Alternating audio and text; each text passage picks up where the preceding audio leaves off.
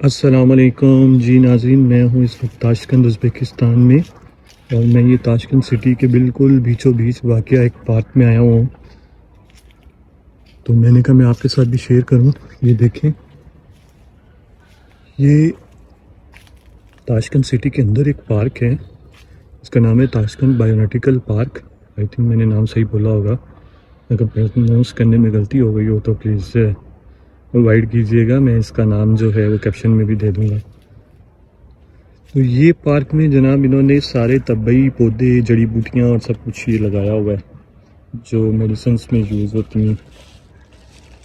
تو یہ بالکل شہر کے بیچوں بیچ واقع ہے، اور اتنا گھنا جنگل ہے کہ بھئی آپ کو اگر کبھی دل کرے کہ بندہ جنگل میں آنے کا تو آپ یہاں آ جائیں تو آپ کو بالکل وہ جنگل والی فیل ملے گی۔ یہ دیکھیں۔